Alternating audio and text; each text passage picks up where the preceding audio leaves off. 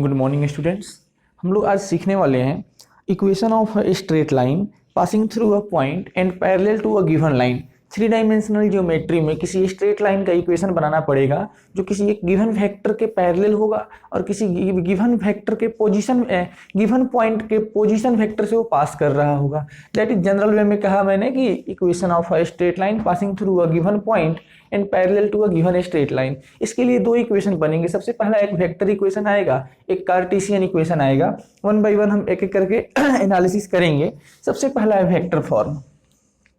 Suppose करिए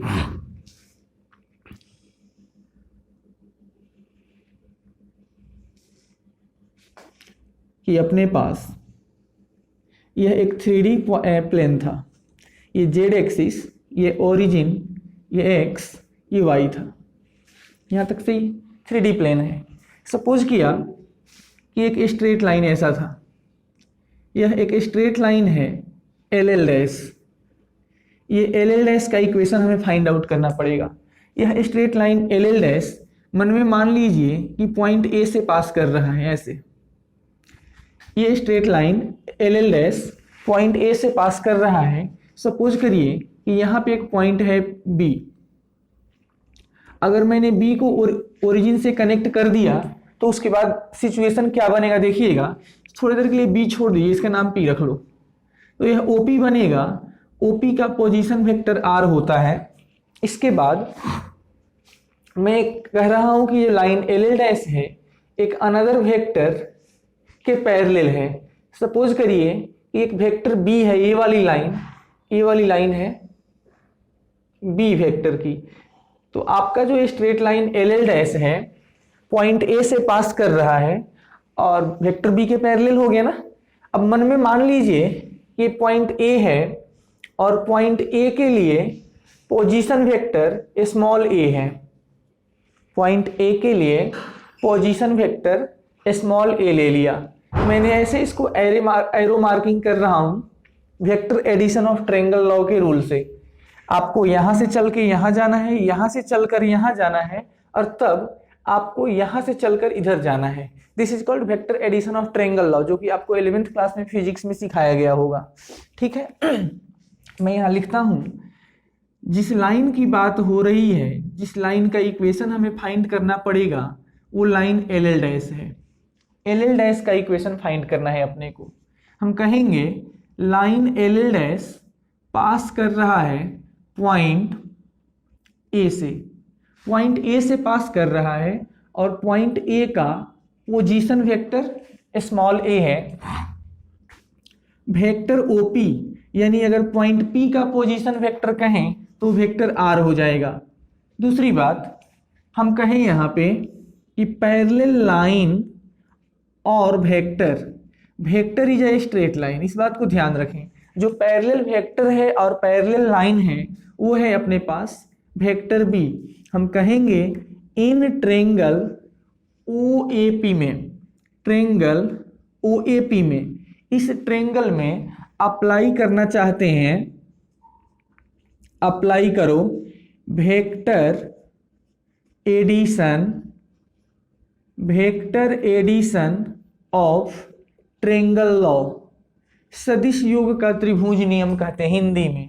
तो क्या कहता है वो, अगर आप यहां से चलकर ए तक गए यानी कि वेक्टर ओ ए प्लस ए से चलकर पी तक जाएंगे तो vector A P is equal to vector O P. ये बात होती है। अब मैं कह रहा हूं ओ से ए का जो पोजीशन वेक्टर है दैट इज वेक्टर ए का पोजीशन वेक्टर स्मॉल ए है प्लस एपी को अभी एपी रख लीजिए इज इक्वल टू ओपी का मतलब वेक्टर आर होता है। थोड़ा आगे बढ़ेंगे है ना।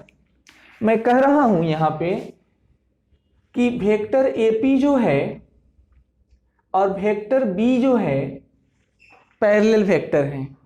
अगर हम कहें कि we express a vector into constant time another vector then vector is collinear और तो वेक्टर कोलिनियर भी हो जाता है और पैरेलल भी हो जाता है। तो अभी ये हमारा वेक्टर एपी और वेक्टर वाई दोनों पैरेलल चल रहे हैं। तो अगर मैं लिख दूं AP is equal to lambda time vector B, यानी वेक्टर एपी जो है वेक्टर बी से सपोज करिए लैम्डा डिस्टेंस पे अवेलेबल है, तो क्या ये बात चलेगा? वेक्टर एपी और वेक्टर बी पैरेलल वेक्टर हैं, तो अगर हम लिख सकते हैं AP is equal to lambda time vector B, where lambda is distance between these vectors, these straight lines, तो अब उस एपी को उठाकर यहाँ रखेंगे, तो देख लीजिए क्या बन जाएगा, वेक्टर ए plus lambda time vector B बन जाएगा ये, और ये अपने पास आर रहेगा। और मैं इसको ऐसे लिख देता हूं थोड़ा सा अरेंज करके, R is equal to vector A plus lambda time vector B, this is called vector equation, this is vector form of that line. L L dash के लिए ये वेक्टर इक्वेशन आ गया, लाइन एल एल डैश के लिए ये vector equation generate हो गया। अब वेक्टर इक्वेशन से हम कार्टेशियन इक्वेशन भी बनाएंगे, आइए सीखेंगे। अब हमें इसी का कार्टेशियन इक्वेशन चाहिए। कार्टेशियन का मतलब होता है इक्वेशन में एक्स वाई जेड अवेलेबल होना चाहिए। अभी जो ये इक्वेशन है इसमें एक्स वाई जेड अवेलेबल नहीं था। अब हम मन में मान लेते हैं यहाँ कि लेट, मन में मान लीजिए वेक्टर में, वेक्टर आर का मतलब होता है x I cap plus Y J cap plus Z K cap, ये वेक्टर का रूल है, आर का वैल्यू इतना होता है। फिर से मान लेते हैं कि जो पॉइंट ए था उसका कोऑर्डिनेट अगर x1 y1 z1 रहा होगा, अगर इस पॉइंट ए का coordinate value x1 y1 z1 रहा होगा, तो हमें अगर कहना है कि वेक्टर ओ ए का वैल्यू पोजीशन वेक्टर ए के बराबर आएगा, तो ए का आप पोजीशन वेक्टर लिख सकते हैं x1 i cap plus y1 j cap plus z1 k cap, अपने को वेक्टर स्मॉल ए भी आ जाएगा। सिमिलरली मन में मान लीजिए कि वेक्टर बी क्या है? पैरेलल वेक्टर है, तो वेक्टर बी को मैं कंपोनेंट वाइज लिख देता हूं। वेक्टर बी का मैं कंपोनेंट सपोज करिए लिखता हूं B X I cap plus B Y J cap plus B Z K cap. अपने पास आर भी है, स्मॉल ए भी है और बी भी है। इस पूरे डेटा को उठा करके यहाँ रख देंगे। फर्स्ट इक्वेशन में लिखेंगे हम कि फ्रॉम फर्स्ट इक्वेशन, तो वेक्टर आर का मतलब था x I cap plus Y J cap plus Z K cap, ये वेक्टर आर हो जाएगा। इसके बाद ए, तो वेक्टर ए का मतलब देख लीजिए x1 I cap plus y1 J cap plus z1 K cap plus lambda. Vector B, तो वेक्टर बी का मतलब है B X I cap plus B Y J cap plus B Z K cap. अब हम एक काम करते हैं, यहाँ पे इसको इक्वेट कर देते हैं यानी कि हम अगर अपने RHS को लिख सकते हैं x1 plus lambda time b x into i cap plus y1 plus lambda B y, ऐसे नहीं है, lambda B y into j cap plus z1 plus lambda b z into k cap. ये ऐसा है। और अपने को इधर चल रहा था जो ये है x I cap plus Y J cap plus Z K cap. अपने पास RHS और LHS अभी तक आ गए। अब ध्यान दीजिएगा, यहाँ मैं बोल रहा हूँ कि दोनों तरफ आई कैप का कोफिशिएंट इक्वेट करो, तो आई कैप का कोफिशिएंट हो जाएगा x is equal to x1 plus lambda B X. ये अपने पास आई कैप का कोफिशिएंट है, x1 plus lambda B X equal to X. यहाँ से हम कहें कि आप ऐसे लिखो x minus x1 upon B x is equal to lambda, तो कोई दिक्कत वाली बात नहीं है, हो सकता है। उसी तरीके से y कैप का जे कैप का कोफिशिएंट, तो वो हो जाएगा y is equal to y1 plus lambda B Y और यहाँ से आ जाएगा y minus Y one upon B Y is equal to lambda. उसी तरीके से आप z का कोफिशिएंट जे कैप का कोफिशिएंट ले लीजिए, तो ये बनेगा z is equal to K cap का coefficient z is equal to z1 plus lambda bz। तो यहां से देख लीजिए, इसको लिख सकते हैं z minus z1 upon bz is equal to lambda. मैं अगर कहूं आपसे, जो 3 डब्बे मैंने बना दिए, इस तीनों डब्बे के लिए RHS सबका सेम है, यानी कि हम कह सकते हैं कि सभी लैम्डा के वैल्यू हैं, तो सबको बराबर लिखो यहां से। तो ये बनेगा x minus x one upon B x is equal to y minus Y one upon B Y is equal to z minus z1 upon bz। This is called Cartesian form of that line. ये जो आया इसी straight line का ये Cartesian equation है, ये इसका vector equation है, ये इसका कार्टेशियन इक्वेशन है। यहाँ पे x1 y1 z1 क्या है? Coordinate of the point through which line is passing. bx by bz क्या है? Component of the parallel vector. और यहाँ क्या है? तो vector r is equal to vector a plus lambda time vector b, that is a क्या है? Position vector of the point through which line is passing and b is parallel vector. एक example करते हैं।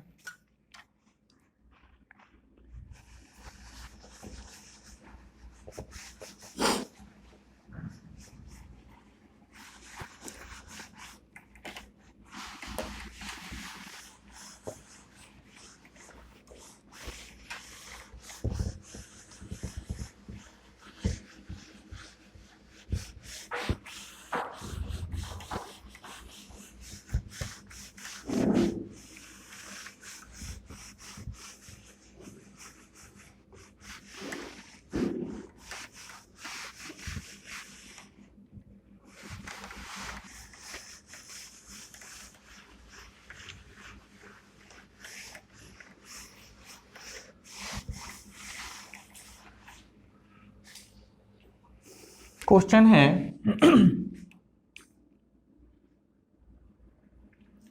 Find vector and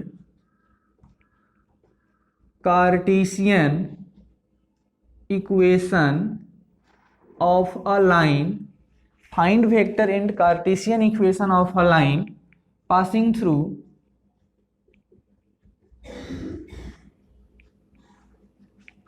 passing through 1 1 0, इस point से pass करेगा and parallel to a line having position vector, या vector लिख parallel to a line direct लिख लीजिए, parallel to a line direct लिखते हैं 2i cap plus 10j cap minus 20k cap. Question है उस लाइन का इक्वेशन बताओ जो इस पॉइंट से पास करेगा। ये पासिंग पॉइंट है, that is x1 y1 z1 है। तो हम कहें आपसे सबसे पहले वेक्टर इक्वेशन के लिए,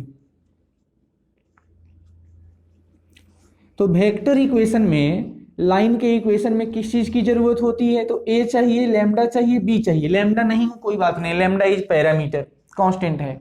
तो b का मतलब पैरेलल वेक्टर, तो ये पैरेलल वेक्टर आपको दिया है, b ऑलरेडी मालूम है।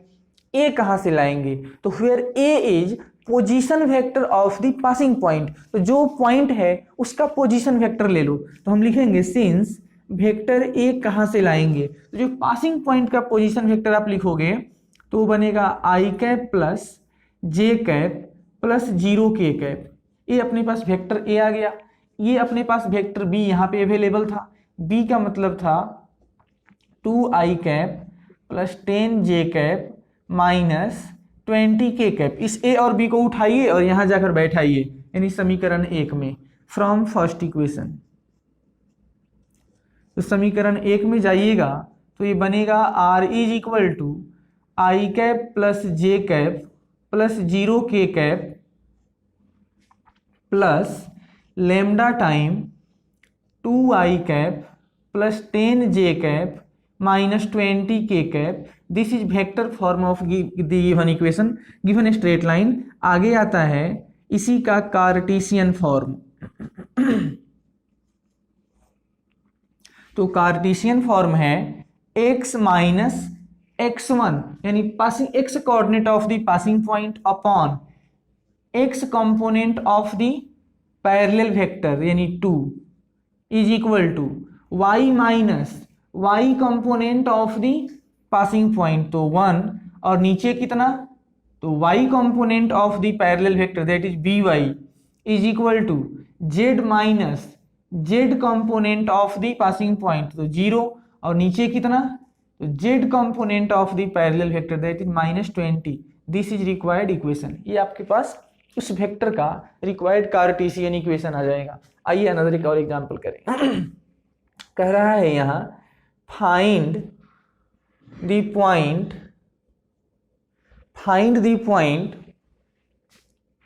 थ्रू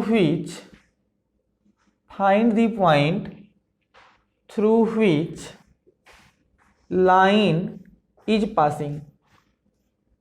एक लाइन आपको मान लीजिए दिया था x minus 5 upon 4 is equal to y minus 3 upon 16 is equal to 9 plus y, z लगा लो, यहाँ जेड आना चाहिए, और नीचे मान लीजिए माइनस 3 दिया हुआ है। कहाँ से पास कर रहा है, तो देखिएगा x minus x1 y minus y1 और z माइनस z1। इसको मैं ऐसे लिख सकता था z माइनस 9, तब z प्लस 9 और नीचे माइनस 3 दिया था। तो ये कहाँ से पास कर रहा है, जो जिस पॉइंट से पास कर रहा है वो हो जाएगा 5, 3 और माइनस 9, यहाँ से पास करेगा और पैरेलल टू अ वेक्टर, एक वेक्टर के पैरेलल होगा, वो वेक्टर बनेगा ये नीचे वाला 4i cap plus 16j cap minus 3k cap, ये हो जाएगा। ऐसे है, छोटे छोटे हैं ना। तो ये था आपके पास vector form of the straight line passing through a given point and parallel to a given straight line. अब इसका एक अनदर फॉर्म है, उसको भी देख लेते हैं इसी साथ साथ।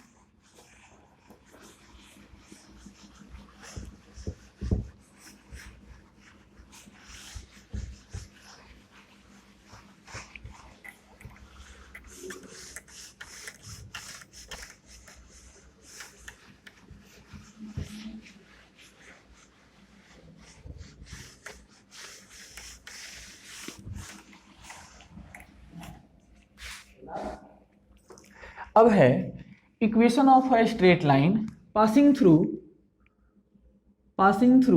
2 पॉइंट और उसमें ये वाली टर्म नहीं चलेगा।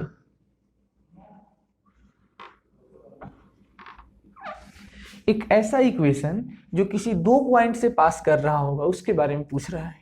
उसके लिए भी हम वेक्टर इक्वेशन और कार्टेशियन इक्वेशन दोनों फाइंड आउट करेंगे 1 by 1, है ना। सबसे पहले वेक्टर इक्वेशन हम करेंगे, आइए बताते हैं। सपोज किया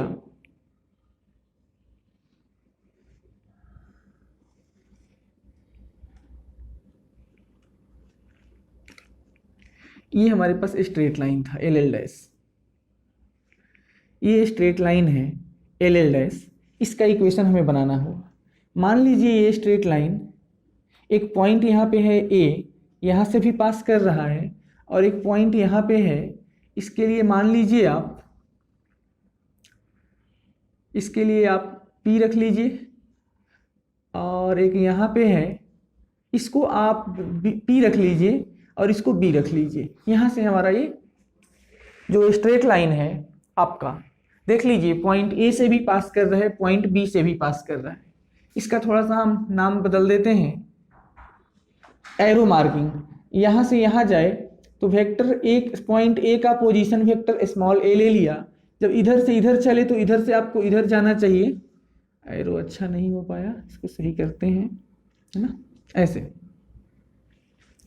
अब देखिए ध्यान से, 2 ट्रेंगल यहाँ बन रहे हैं, तो अगर आप ट्रेंगल OAP कंसीडर करेंगे तो एरो ऐसे जाना चाहिए, तब vector addition of triangle law हो जाएगा ना। ऐसे जाना है, ऐसे आना है, और तब इधर से जाएगा। अब पॉइंट P है तो P का पोजीशन वेक्टर हमेशा R होता है, OP is equal to R। थोड़ा सा और आगे देखिएगा, सपोज करिए ये वाली लाइन ओपी लाइन अगर नहीं होती तो आपका ये मतलब ये वाला वेक्टर डायरेक्ट चल के बी के पास चला आएगा, तो vector addition of triangle law के हिसाब से यहाँ पे ऐसे एरो देना पड़ेगा आपको, है ना। तो ये बात हो गई, हमने लाइन एल एल डैश का इक्वेशन फाइंड आउट करना होगा। सपोज करिएगा कि ओ ए का पोजीशन वेक्टर ए था और ओ बी का पोजीशन वेक्टर यहाँ पे स्मॉल बी ले लिया, ठीक है। तो मैं अब कह रहा हूं पोजीशन वेक्टर ऑफ ए, तो ए का पोजीशन वेक्टर स्मॉल ए है और बी का पोजीशन वेक्टर स्मॉल बी है। उसी तरीके से पॉइंट पी का पोजीशन वेक्टर स्मॉल आर है। हम कहेंगे कि इन ट्रायंगल, जो ट्रायंगल मेरे पास दिख रहा है O A P, triangle O A P में vector addition of triangle law apply अगर किया जाए तो वेक्टर ए पी, पहले O A, vector O A plus vector A P, इसका वैल्यू हो जाएगा वेक्टर ओ पी के इक्वल। यहां तक सही है। अब यहां से वेक्टर ओ ए का मतलब ए है, ए पी को अभी ए पी ही रहने दो और ओ पी के लिए वेक्टर आर लिख के इसको फर्स्ट इक्वेशन पे छोड़ दिया। अब आगे चलते हैं, हम कहेंगे कि हमारे पास वेक्टर ए पी जो है, यानी ए पी और बी कोलिनियर पॉइंट्स हैं, इसको एरो आप ऐसे दे सकते हैं, ठीक है। हमने लिख दिया vector A plus A P is equal to vector r, ठीक है। ए पी को अगर हम लिखें, मैं यहां पे ऐसे बोल रहा हूं कि ए पी और बी जो कोलिनियर है, तो अगर हम कहें कि वेक्टर ए पी को अगर हम lambda time vector A B लिख दें तो चलेगा, कोलिनियर है। वेक्टर ए पी को हम अगर किसी एक वेक्टर को कांस्टेंट टाइम अनदर वेक्टर लिख पा रहे हैं, इसका मतलब होता है कि वो कोलिनियर है। और हम लिख सकते हैं vector A P is equal to lambda time A B. इस ए पी को उठाकर यहाँ रखो तो ये बनेगा vector A plus lambda time vector A B is equal to vector r. और यहाँ से देखिएगा यह वेक्टर ए प्लस ये लैम्डा ए बी का मतलब होता है O B vector minus O A vector, that is position vector of final point minus position vector of initial point is going equals to vector r. यहां से देखिएगा vector ए plus lambda time O B, यानी B का position vector small B था यहाँ और ए का position vector small ए था, इज इक्वल टू आर। तो ये इक्वेशन जनरेट हो गया, कोई इसमें दिक्कत वाली बात नहीं है। ये बन गया vector r is equal to vector A plus lambda time vector b minus vector a. This is required vector form, this is required vector equation of a straight line passing through two point. उस straight line का ये vector equation आ गया जो किसी to given point से पास कर रहा था। वेयर ए एंड बी क्या है, where a and b are position vector of the point through which line is passing and lambda is parameter. Lambda is parameter. Calculus के अंदर कांस्टेंट को हम लोग पैरामीटर ही कहते हैं। आप कहोगे सर ये तो 3 डायमेंशन वेक्टर है, तो vector and 3D also a part of calculus. अगर आप हायर स्टडी में जाते हैं तो कैलकुलस के अंदर ही वेक्टर एंड 3D को इंक्लूड किया जाता है। आगे चलिए इसका कार्टेशियन इक्वेशन आपको बताते हैं। तो ये वेक्टर फॉर्म था, अब कार्टेशियन फॉर्म। मन में माना कि पॉइंट ए के लिए कोऑर्डिनेट है x1 y1 z1 और पॉइंट बी के लिए कोऑर्डिनेट था x2 y2 z2, ठीक है। तो हम लिख देते हैं वेक्टर r का मतलब था यहाँ xi cap plus yj cap plus zk cap is equal to vector a. तो एक वेक्टर को अगर हम कहें आपसे कि वेक्टर ए को लिखो, तो वेक्टर ए को लिखो आप उसका पोजीशन वेक्टर के फॉर्म में। तो ये बनेगा x1 i cap plus y1 j cap plus z1 k cap. ये था, ये प्लस का लैम्डा। अब यहाँ देखिए b माइनस ए, यानी b का पोजीशन वेक्टर, सबसे पहले b minus a, direction ratio कितना हो जाएगा? तो x2 minus x1 into i cap plus y2 minus y1 into j cap plus z2 minus z1 into k cap. ये ऐसा बनेगा। अब यहां से फिर वही काम करेंगे, आई जे के का कोफिशिएंट दोनों साइड इक्वेट कर लेते हैं। तो देख लीजिए इधर हो जाएगा x इज इक्वल टू, उधर आप देख लो i का कोफिशिएंट क्या हो जाएगा। तो i का कोफिशिएंट हो जाएगा x plus lambda x2 minus x1, और आप इसको ऐसे लिख सकते हैं। उसी तरीके से j का कोफिशिएंट हो जाएगा, j कैप का coefficient y is equal to y1 plus lambda, ये y2 माइनस y1 हो जाएगा। और इसी तरीके से यहाँ बनेगा z is equal to z1 plus lambda z2 minus z1। अपने पास हमने x i cap j cap k cap का कोफिशिएंट इक्वेट कर दिया। अब यहाँ लिखते हैं, ध्यान से देखो, इस रिलेशनशिप से लैम्डा का वैल्यू आ जाएगा x minus x1 upon x2 minus x1 is lambda. इस रिलेशनशिप को देखोगे तो यहां से आ जाएगा y minus y1 upon y2 minus y1 is equal to lambda. और फाइनल रिलेशनशिप को कंसीडर कीजिएगा तो ये बनेगा z minus z1 upon z2 minus z1 equal to lambda. अगर जनरल वे में हम कहें, जनरल वे में कहा जाए कि तीनों वैल्यू लैम्डा के वैल्यू हैं, यानी तीनों के राइट हैंड साइड इक्वल हैं, तो left hand side must be equal. तो आप सबको इक्वल करके लिख सकते हैं x minus x1 upon x2 minus x1 is equal to y minus y1 upon y2 minus y1 equal to z minus z1 upon z2 minus z1। This is Cartesian form of straight line LL dash. Straight line LL dash का ये Cartesian equation आया, where x1 y1 z1 and x2 y2 z2 are coordinate of the point through which your line is passing। और दूसरी बात यह है कि इसका वेक्टर इक्वेशन है r is equal to vector a plus lambda time vector b minus vector a। तो ये था हमारे पास, दोनों फॉर्म इसके हो गए। एक एग्जांपल करते हैं फिर आगे बढ़े।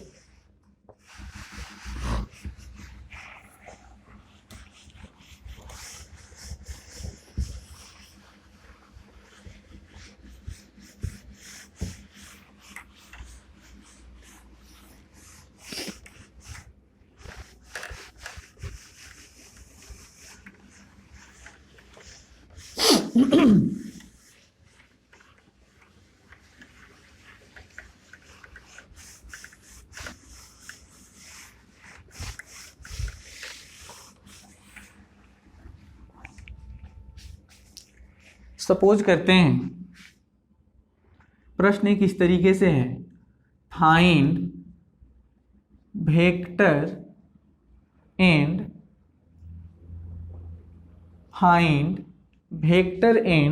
Cartesian form, find vector and Cartesian form of a line